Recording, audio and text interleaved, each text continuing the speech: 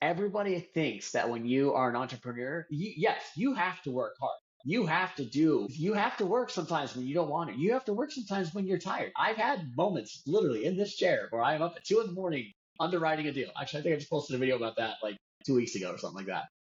And there are those days, but it's important to have your balance. If you work too hard on one thing, you will get burned out. You You will. will get tired. And so it is very important, especially as an entrepreneur, to have those boundaries, to be able to say no, to have like, no, this is my time with my family. Hmm. I have this time set aside. And that's okay. I feel like there's this like unspoken stereotype around entrepreneurship where it's like, oh man, you have to work nights and days, like you never stop.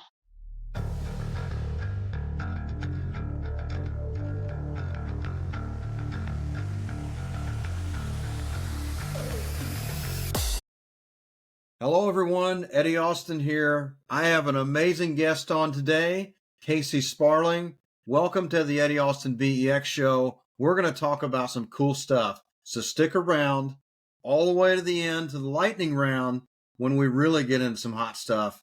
So Casey, please tell the audience who you are, and let's get started, man. I'm Okay. excited. Well, I appreciate this opportunity. Thank you so much. My name is Casey Sparling. I am a co-founder of Legacy Capital Partners, and we specialize in investing into commercial real estate, specifically right now apartment complexes, through a model called syndication. I've been in the investment space since about 2018 when I started with my started buying single family homes. I did the long term renting thing. Just houses just kept getting destroyed, That's how it goes, doesn't it? and and then Airbnb started to become a thing. Um, and so we started looking more into that, which I'm really happy it came around because I was to the point where I was about to sell all of my properties and just be done with them. And it was new. It was new. I got an Airbnb about 4 years ago, and we actually had me and my buddy had the first Airbnbs in our town where we live. We've seen a big shift of Airbnbs from where they were like 4 years ago to where they are now. There's been a lot of changes there. We bought our first bought a house in 2018, 19, and 20, and just the market started to take a serious shift. You couldn't really buy a single family home anymore, and cash flow. And so we decided to start looking into other opportunities, and we actually had the opportunity to fund an Airbnb. So basically, everything that goes into it, furniture, utensils, basically to make the house livable. We funded that for those people, and that was great. That was kind of awesome because we didn't have to buy the home, and it was a unique home. It was different. It was a it was a 5 bedroom home with a theater and a pool. So it was definitely on the bigger side of Airbnb. So that was exciting. And then we started to try to think of a way to have our Airbnb stand out. So then we invested into a rental scooter business. We went out, we bought the scooters, we put them in the Airbnbs. It's kind of like a little side hustle for the Airbnb. So that way we could actually charge for them because people were already used to already used to getting charged for those, but then also, kind of double dipping a little bit. So, and then here I am today, just doing the commercial real estate thing. So I just love everything about it. There's a lot to learn, but we are partners. My brother and I are partners on a property in Des Moines, Iowa, and we are about to submit another offer on a property here in Idaho as well. Very cool, man. Very cool.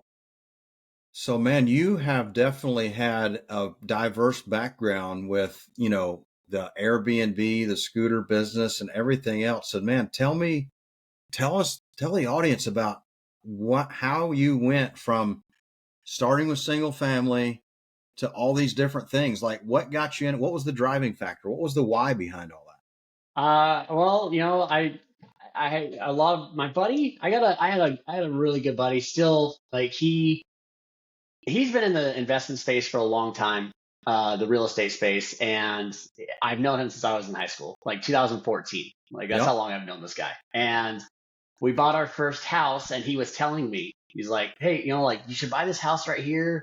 It was right across the street from where he was living at the time, and we couldn't bite the bullet. It was, 60 grand higher than what we were anticipating. But my wife, she always seems to know, even if it's out of our price range, she always seems to know the good homes. So she said, let's buy this one. We'll make it work. I was like, all right, we'll do it. I don't know how. And sure enough, like that house, if we didn't move into that home, like we would not be where we're at today because my buddy really kind of helped me understand the investment world. We moved out of our Mhm. first house in 9 months.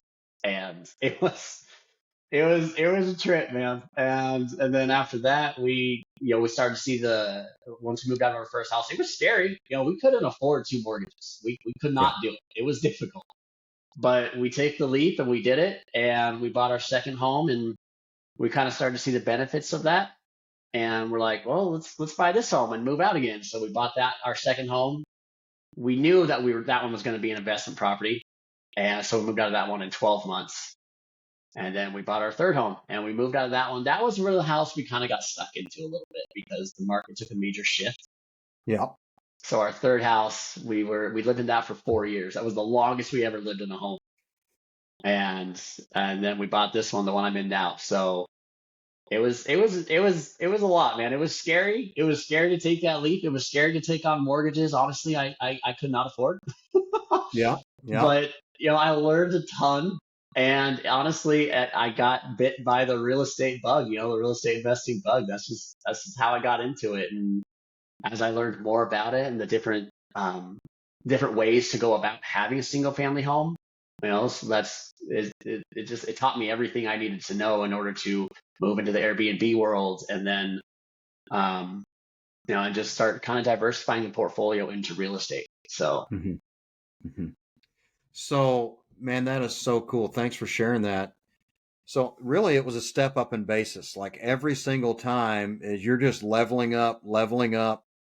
Good thing that you're very similar background. Like my wife, she always has that idea that, hey, we shouldn't do this, but we should do this. And that's usually the ones that pay off the most. So she's been a great guide. I'm happy to hear that for you as well. But so you're stepping up in basis here. But I think I heard something else. And that's another thing I want to share or dig into is you probably didn't have it all figured out. Like you didn't have the money, you didn't know how in the world you're going to afford it, but you figured it out. And I think it's because you probably had this abundant mindset. You're like, look, we're going to sign the contract. We're going to buy this house. We're going to do it. I'm going to give my word, but I don't know how in the world we're going to do that. Is that correct? oh, you couldn't be more correct. Like that's yeah, I had no idea. Like that was my buddy. He literally had, oh man, I couldn't tell you how many conversations we had back and forth on the first house. Like countless conversations, just like how he's done it, how he works, and how he's made it work. And Mm-hmm. I'll never forget. I actually lived with him for and I lived with him at his first house. He was married, just starting a family. I was single at the time, divorced, so he actually let me in his home. So I remember having that conversation with him and him saying like, yeah, we want to buy another house. And this was back in 2013, I think it was. Uh, sorry, I got those dates wrong. That's okay. But anyway, he bought his first house a long time ago. Lived with him. He said, "I'm going to buy my first home, or my second home." I'm like, "Dude, you can't even afford two mortgages. Are you insane?" But he did it, and he kind of helped pave the way for me. And so he's just a great guy. And I actually live literally 3 doors down from him right now. So we That's keep so moving. awesome. We keep moving together is what we do. Yeah. So Well, at the end of the day, everything's impossible, right? Until somebody accomplishes it. It's like the 4 minute mile. Nobody thought that it was ever possible to run that humanly fast, but it was done. And then how many people followed up with breaking it? 1, 2, 3, 4. Like everybody thinks it's impossible, but it's not. Like shoot the shot, give it a try, like figure it out.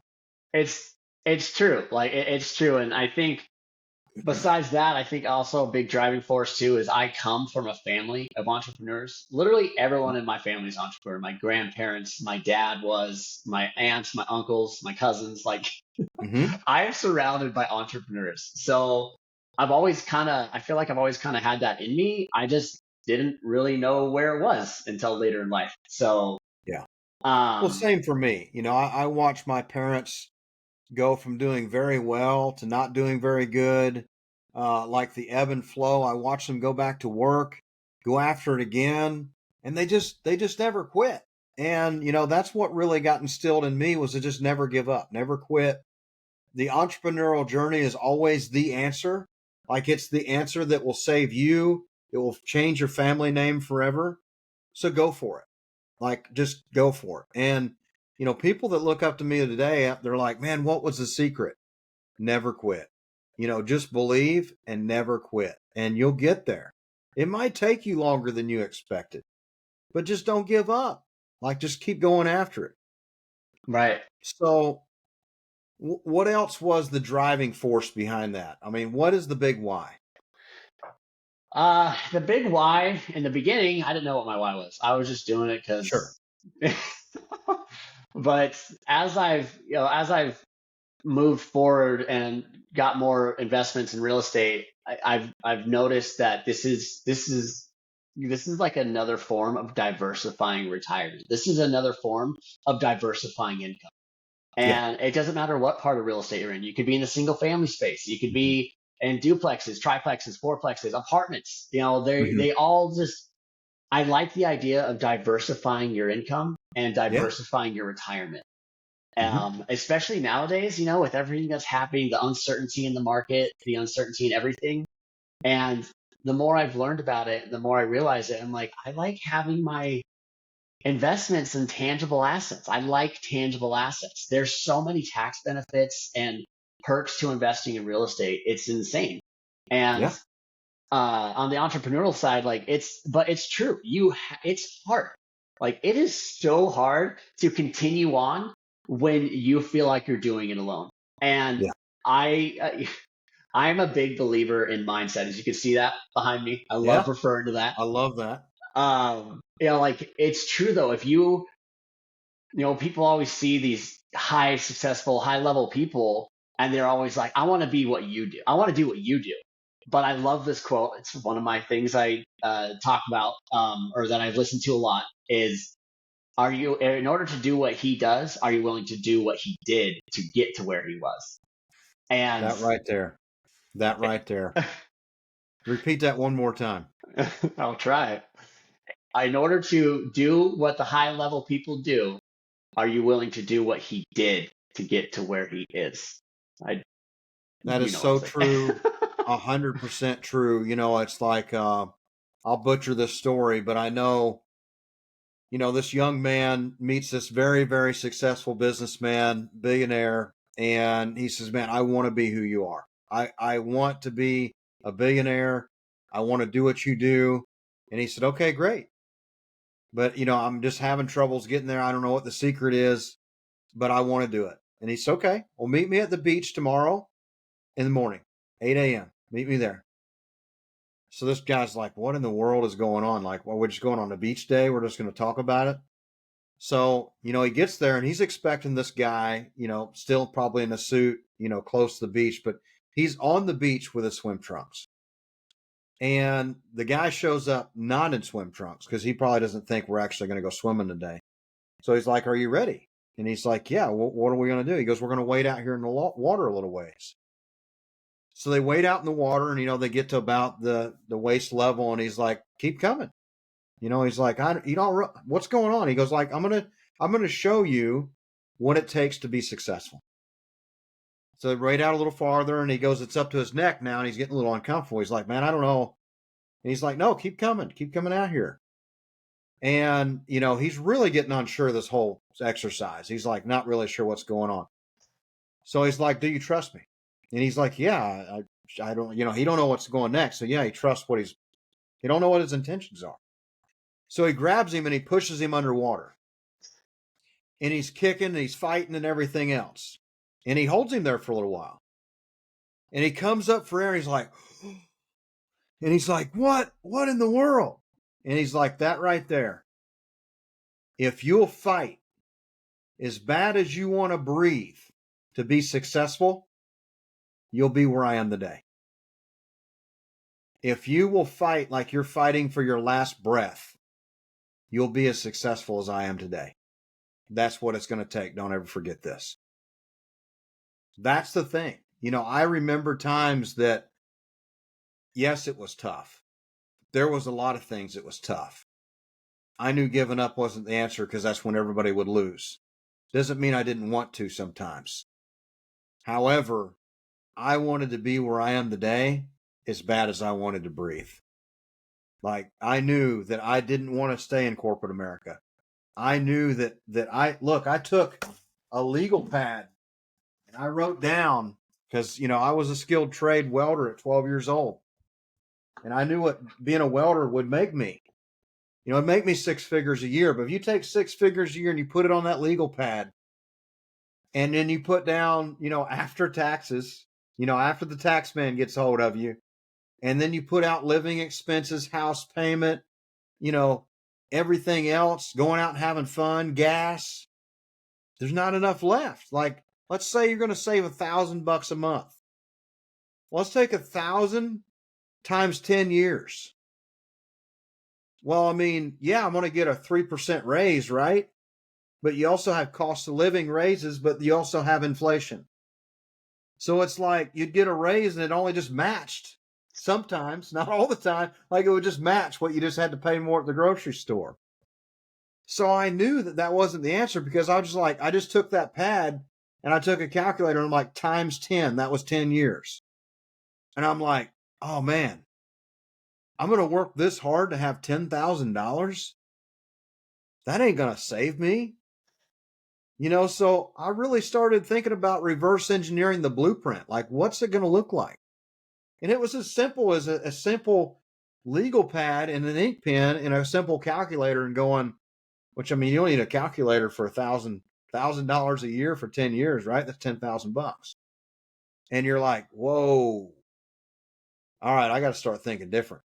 I got to start thinking, I got to figure this stuff out, man. Because I know I was meant to do more. I was meant for more than to work, pay bills, and die. I was meant to change my family name forever. I love that. Sorry, I didn't mean to cut you off. Go ahead. No, man, that's the truth. So this pivots on to you now. So, tell me about you. I mean, when did you start figuring out that the W-2 job wasn't going to be enough? And not till later. Yeah, I didn't figure that out till later. And yeah, I didn't have, like I said, I didn't have it figured out in the beginning. I didn't know what I was doing. Yeah. And in the real estate space, so many things change all the time. Everything changes constantly. You have to be up to date on everything, especially in a market, especially in an uncertain market, things like that. But I think I started to realize it probably when I got to my third house.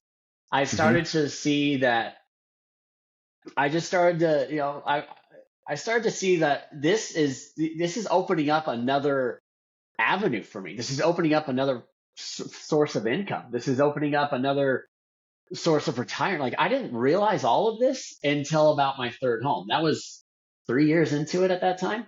Yep. Maybe even 4. So, but like, and honestly, it's just a security thing, really. Like, it's just, Right. it's kind of the fact of diversifying your income and retirement. Like, it's just safe. Rather than having all your eggs in one basket. It's just safe. And I love that you were talking about literally everything you said is on. I have a playlist. Okay, I have a playlist, and it is a mindset playlist, whether they're 30-minute talks or just like a 4 or 5 minute clip of something motivational. Like what you were just talking about, it literally, like, I listened to that today. And I think that's where it comes in. Like, I literally, like, I've created a playlist on YouTube Music. Like that. I actually listen to more motivational stuff than I do music on YouTube Music. I can't tell you how much I turned the radio off through reshaping my journey, pivoting into somebody new. And I had to pivot like 3 different times to get where I am today. And that was tough, especially to do as an adult. It's one thing, to want to go to college for one thing, but yet you decide, at 17, 18, maybe you want to do something else. That's an easy pivot, right? You're like, oh, well, I'm going to just go major in a different college for a different thing I'm going to learn. But when you're trying to repivot yourself, when you have bills and you have kids and you got all these other things, that's tough. And, I want to go back for a minute. It's not like you're doing all this stuff to leave your W-2 job. You're doing all this stuff to create your financial freedom for sure. Don't get rich by chance. Get rich for sure. Like, make sure you have retirement, not by chance. So it's not like all these efforts are just go out here and just leave the W-2, because some people really enjoy working. They love what they do. They really do. But yet they want the ability to have money to do what? Go wherever you want, however long you want, and take whoever you want with you. That's the real thing, man. Like, if you work there 20 years, maybe you have 4 weeks vacation. So go take 2 weeks off and then take your friends with you for the whole 2 weeks. That's what it's all about, is having the money to do that. So It's not like you do all these efforts. It's just like, oh man, I'm just gonna, do all these real estate deals, and then I'm gonna leave the W-2 job, and then I ain't doing nothing. I retired at 36, man, from corporate America. And, my property manager, we were in a meeting one time. She goes, Mr. Austin, you don't look too retired. I said, oh, I'm very much retired. See, the difference, no offense, the difference between me and you is you have to go to work. You have to come in, or you point out. Like, after you don't show up enough days, you point out. I could not show up for 2 weeks and I could have somebody else take care of the things I do, and everything be just fine, because my systems and processes are on point. So I don't have to show up. And the cool part is if I want to go to a different city and state for a while, I can go do that because I have flexibility. That's the difference. That's why I'm retired, because I get to do whatever I want to do. And I have the ability to say yes and no, which, if you haven't already learned this, Casey, you got to get really, really good at saying no. I have learned that. I have learned that in the commercial space. Like, um, I've had a few opportunities presented to me to where I could, partner on some other apartment complexes. Yep. And I'm grateful for that. I am grateful for that opportunity, that people are, after I talk to them a little bit and they get to know me, they want me to help, raise capital on a deal, or they want to partner with me on another one. Like, that's exciting to me. But I actually, this just came up a few months, not even a few months, maybe like a month and a half ago. Mm-hmm. This guy, I was talking to him back and forth. We were talking about potentially sponsoring on a deal that I was working on, and it just wasn't the right time for him. He had a lot of other things going on in his deals, and he invited me. He's like, "Hey, do you and your brother? My brother is my partner in this. Um, do you want to come and help raise capital in this deal?" And I was excited. Like, I was like, You're it pumped. it was fun. Like, it was exciting, and it was in a market that we like. So there wasn't really too much research to do, because we already knew about the area. Yep. But I I said thank you. I said I appreciate the offer. Thank you so much. But at this point, I need to focus on what I'm doing here in Idaho right now. Yep. And so he was fine with it. Like, but I've learned that sometimes, it's okay. It's okay to say no. Well, sometimes things don't align, and I feel like anybody who's in the business world, who is an entrepreneur, they understand, like, hey, you know what? Maybe this isn't the right time right now to partner up on a deal. That doesn't mean we can't do it later. That's not Yeah. what that means. And Mm-hmm. I feel like people are respectful of that, and they understand that. It's not a no because of you or who you are as a person. It's just, I'm just busy. I'm working on a deal. So yeah, there is power in no. You do have Yeah. to you do have to learn to say no, for sure. So Well, if and you not take it remember, offensively. sorry to interrupt, but you No. remember our phone conversation the other day. You had asked me a question and I essentially told you no. And I told you why I said no.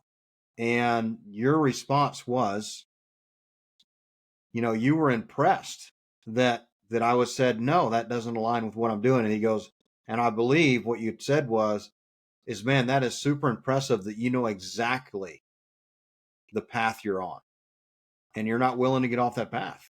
And that's the thing is I say no to a lot of things. I really do, because I know where I'm going and I know what resonates the most with me. And I know that if I say yes to too many things, it will interrupt the one thing I'm trying to do. It's true. It's so true. And it's I'm a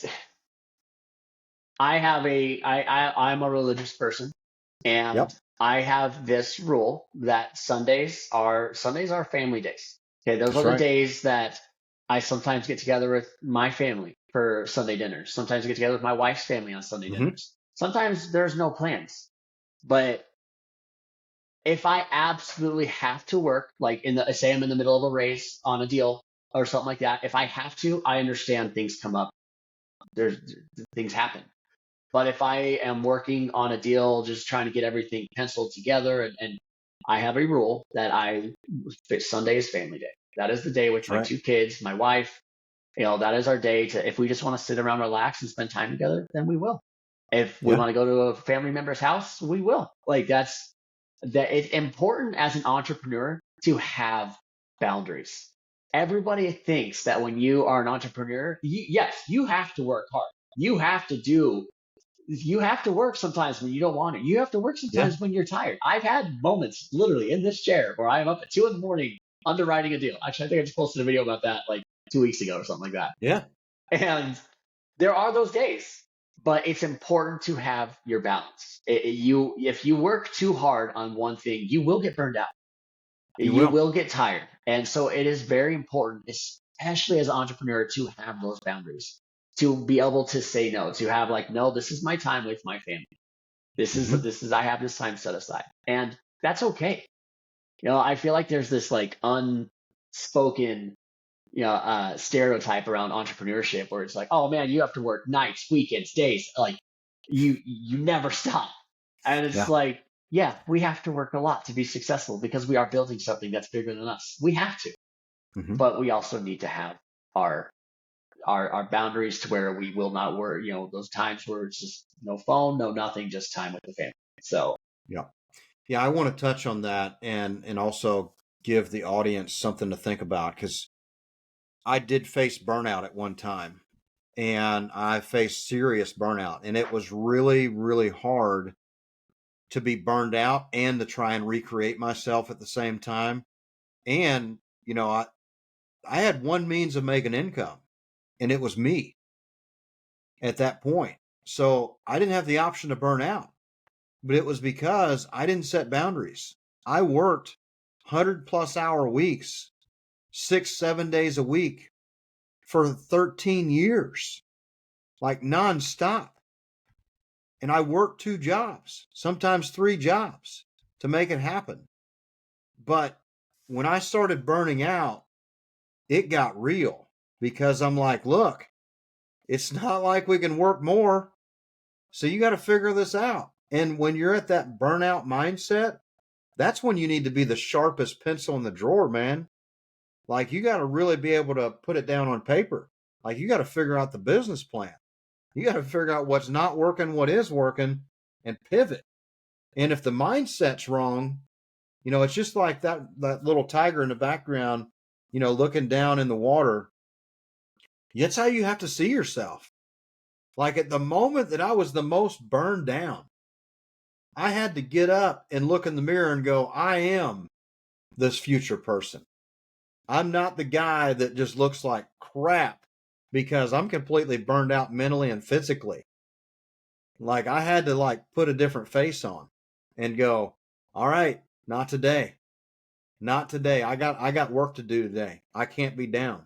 I got to get up. So those motivational tapes, man, YouTube and finding Jim Rohn and all the amazing speakers, Eric Thomas, Tony Robbins, Ed Milet. They were the people that drove me. And I don't know about you, but if you haven't listened to this one, type I Am the One in YouTube. And I think it's like a 3 or 4 minute video by Ed Milet. I'm doing it Dude, right that's now. my battle cry. I'm the one. I'm the one that's going to change my family name forever. I'm typing it in right now, so I have it in my search history. What was the name again? It's I Am the One, and it's Ed Milet. Ed Milet. Okay. Ed Milet. And, All right, it's in there. man, I'm telling you, you've got to find something. Because another thing is motivation burns out too. And that's the reason why having your why is so important. Because there's going to be days that the motivational tapes only last as long as they're running. And then after that, like you're pumped up, you maybe run that mile or whatever you're going to do that day. And then afterwards just the doubt creeps in. And when it starts creeping in, you're like, man, I don't know who I'm kidding here. I don't know that I'm ever going to make it. You know, that why, you got to start thinking about that family and that wife. The it's true. You have to have a why for what you're doing. Money is a motivator. I believe that, but it's important to have a deeper why than just money. My family is a big why of mine. They are a big why. Absolutely. I don't but as I started going further down this road, I actually learned what my why was in a deeper aspect. And honestly, like, I'll just, when I was 28, I wanted to be a counselor. I wanted to help people out. I wanted to be able to be that person that people feel comfortable talking to, whatever it is. But then I learned, like, I can't, I don't learn that way. I don't learn by books. I mean, I learn Yeah. by books, but I need to put what I'm learning into action. I can't sit in the classroom in school for Mm-hmm. endless hours and then do homework on it. I learn by doing. That is the best way for me. But as I started going down farther down the entrepreneurial road, I realized like this is a space, this is a way for me to not only benefit my family, but a way to benefit others too. I want to Sure. be able to help others out. I do. Like that is a big motivating why. When I realized that I was not going to be a counselor, when I realized that, because took 6 years of school, I was 28 at the time, and then I did the math and I learned all that. I was like, oh man, I'm probably going to have a family by that time. I don't know if I could take the kind of a pay cut. Yeah, of course. And so the more I learned about this, the more I started to meet other people. I started meeting just by networking, just by networking with others. And I realized like this is an avenue. This is an avenue for me for maybe not, have that PhD to be a counselor, but this is an avenue for me to be able to help people out on the entrepreneurial mindset. It Yeah. is a difficult road. Mindset is so important. Motivation is so important. I've had those days. I still have those days. It is a nonstop process to fight, those negative thoughts. But that's why you have to practice mindset. That's why you have to Yeah. do those daily things. Like I'm big on consistency. Ever since I started working on this, like pretty much almost every day, except for Sundays, Yep. I've noticed that the more consistent you are with doing what you're trying to build, ideas flow to you. Like they literally just continue on. Like, oh man, that's good. I should do this. I should like literally the consistency. I always knew consistency was important, but I didn't realize till later that it's important because it helps keep that momentum going for new ideas that could possibly pop in your head that if you weren't consistent, those ideas never would have popped in your head in the first place. So mindset and consistency, biggest things I preach on like like no other. It's so important to have those two, especially on those moments where you are down. I literally just had one of those days the other day. I had one of those days where I just woke up feeling down and out and beaten up. But because I study mindset so much and not letting those thoughts take over, if you let those thoughts take over, they will ruin your day. And if you let them take Yep. over for too long, they will ruin your life. You Yep. know, and so So I went off on a tangent there, but I'm so No, man, passionate about that. I love that you did that, and I wanna give you something else because it goes right along with it. And you write this down, or you have this on the recording. Is consistency compounds good ideas, and that's the thing. Is when you stop when you're not being consistent, those good ideas don't come. And when you're in this right river, when you're just in the flow of creativeness, that consistency just starts compounding these good ideas, those good posts, those good phone calls. And that's what you have to do, is be consistent enough to stay relevant long enough to get noticed. And you have to do that because you're one idea away. You're one deal away from changing everything. But if you don't stay consistent enough, you won't compound those good ideas to where that one good idea leads to that one thing that happened good for you. And I think it's important to say too, along the mindset consistency side, is if you mess up, if you don't do something right, take what you learned from it. Learn from Yeah. it. Don't Yeah. beat yourself. I could not tell you. I still have those moments where I make a phone call and I'm so excited, but it was a bad phone call.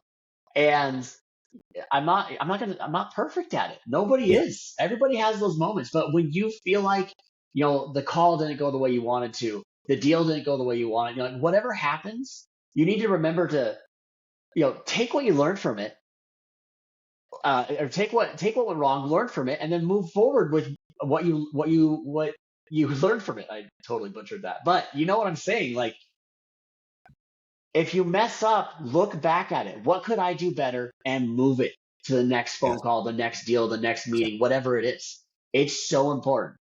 And because that's another thing too, is people get so down on things, like they do something wrong and they just beat themselves up. They beat themselves up mentally. Yeah. And again, if you're not focusing on the mindset, then it will ruin your day, and It will. It sure will. oh man, I could talk about mindset literally all day long. I've learned so much We from it. we should do a podcast 2.0 then for sure, because I know that you've got a podcast coming up too, right? Like you're thinking about doing a podcast? Oh, not starting. No, no, not as of right now. I'm not starting a podcast. Yeah, no, not right now. It's All right, well, you should, because that was a trigger question, man. Like I was trying to prompt you to say, yeah, I should do a podcast. I guess I So never good luck really to all. thought of it. Like I'm just I like talking. I don't know. I mean, All like right, I so wouldn't be surprised. audience, we're gonna leave it up to you. Put in the chat, in the comments below, Casey Sparling should start a podcast. If we get enough of them, I'm going to give this guy a free course on how to start your podcast from scratch. It's proven. It works. And he's doing a podcast right now with me, so he's got the equipment. So we're going to move into the lightning round. 5 questions. Okay. Number 1, what is the book that you read that changed your life? Atomic Habits by James Atomic Clear. Habits. Love that book. Absolutely. It was the first book I read when I started to move into the commercial real estate space. Yep. And it is it is probably the best book for not just entrepreneurship, but life. Yes. It teaches you how to change your habits. It teaches you why your habits are bad. It teaches you how to be consistent on when you do change your habits, how to keep them good. Like, it is the best book. I literally just lent it over to my neighbor. He's an entrepreneur at heart, younger guy, he's in his 20s. So Atomic Habits, James Clear. I still go back to that book regularly. Love it. Favorite motivational speaker? Oh, ooh, that's tough. I've seen a lot. um, everyone. I feel like everyone always goes to the big ones. Tony Robbins and things. Yeah. Yep. He's I don't. That's tough. Like, I've just listened to so many motivational things that it's hard to Yeah. narrow them down. But Tony Yep. Robbins is definitely up there. Uh, um, Jim, Jim, Jim, James, Jim Jake, Rohn. Jim Rohn. There's a lot. Like, honestly, it's Yep. hard for me to narrow it down because I listen to so many different things. And honestly, Yep. one of the things I always listen to, it's not like one of the things I'm listening to right now, it's like a 30-minute video of different motivational speakers, and Tony Robbins is in there. So Yeah. it's hard Yep. for me to narrow that down. All right. Question number 3, I believe. What are you using in your daily journey that you are using AI? I need to get better about it, but as of right now, I'm not too big into it. Chat GPT, I Yep. feel like that's a big one. But as far as automations or anything like that, I'm not using that yet. I did actually connect with someone a few days ago that wants to help me use it, but at the Yep. same time, I feel like it's important to streamline. I definitely Yep. think it's a great tool, but I want to make sure even though I use Chat GPT, I always check sources, man. I always That's check right. sources. That's right. I love that. So I love that. nothing is streamlined right now, but Chat GPT is something I go to a lot. And if you ask the right questions, it is a very reputable source. But check your sources too. So That's right. 100%. Number 4, favorite quote. oh man, that's a tough one. I listen to a lot of motivational stuff. Oh man, I get this question a few times, and it's always hard for me to narrow it down because I listen to so many. You can't. I'm sorry, man. I'm drawing a blank on this. It's just hard. It's hard for me to narrow them down because when you Okay. listen to so many motivational things, it's Sure. really hard. Sure. All right. So, last one. What would you tell your younger self? Younger self, What would, if you had 20 years to go back, what would you tell your younger self? 20 years. So that would put me okay. I don't want to age myself, but that'll put me at 17. So just what would you tell yourself at 20 years old? There are other alternatives than school. There are Love other that. alternatives than college. College is a great resource, but I feel like college has changed a lot. Um, I feel like if you're going in to be a doctor or a lawyer, yeah, college is important. If you're going in for business or marketing, I've told this to my wife. Like if my daughter or if my son wanted to go in and they said, I want to go to school for business, I would rather be like, I'm going to take that. There would be, she would have some skin in the game too, but I would want them to, I'd rather just give them money. Just like, here's some money. Why don't you go start a business? Go learn from this. You will learn so much more by starting a business, even if you fail. You will learn so much more by starting a business if that's what you want to go to school for, rather than sitting in a classroom and just reading a book. Like, Well, not to ding anybody that has a college degree, but just like I never finished college because I guess I was the wise guy that, maybe I'm learning accounting and, I'm asking my teacher, are you an accountant? Have you ever done accounting? And when the answer's no, it doesn't mean that they're not qualified to teach. They've learned the curriculum, they've learned that stuff. But I would rather go sit in an accountant's office and learn from them than to pay for college. That's just me, though, because I want to learn from somebody that's actually doing it. Just like you said, look, go out and fail, man. Go fail fast, and you'll learn from it. And you'll never get that in college. I'm not trying to discourage anybody from college, but if you're on the fence, go be an entrepreneur. Go be somebody that helps somebody run a business and figure it out. See what it looks like. I think I did come up with one of my favorite quotes. This one is from Tyler Devereaux. He has it in his office, in his office, and it's "fail forward." I That's love it. that, That's and it. That's a great book, also. yeah, I have it behind me. Or Falling Upward. Falling upward. Yep, Oh, that's another actually, great maybe I book. don't have that book. But yeah, I mean, like, if you want to go to college and you know what you want to do, like, there's a lot of value in college. I know that for a fact. But I Yep. also know, for me personally, I didn't go to college when I was 18 because I didn't know what I wanted to do, and tuition was going to be on me. I didn't want to go spend that time and money on something that I wasn't even sure that I was going to get into. So that's why I didn't go to college. But I do remember being on my mind when I was 17. Yeah, I remember that. Yep. And Yep. it's true. Like there's a lot of, that's when I was 17, that's the path everyone goes. Everyone goes to college to be successful. You don't have to go to college to be successful. You go to college to learn. There's definitely value in college. I definitely feel that way. But it's okay to, go down a different path. College is Mm-hmm. not always the answer for everybody. And for me, I knew it was not the answer for me. That's why I didn't go to college until I was 28, only to drop out. 2000%. So, man, this has been absolutely amazing. So where can this audience find you? What's the best? Is it social media? What's the best way to connect with you? Facebook, I'm there. Casey Sparling, just my name. Instagram, Casey Sparling _. That's it. Okay. No, that's probably the best way that you guys could find me right now. So Awesome. Well, this has been absolutely amazing. For the ones listening, I'm a huge proponent of helping other people. So please, if you've listened to this and it resonated with you, please share it with somebody else.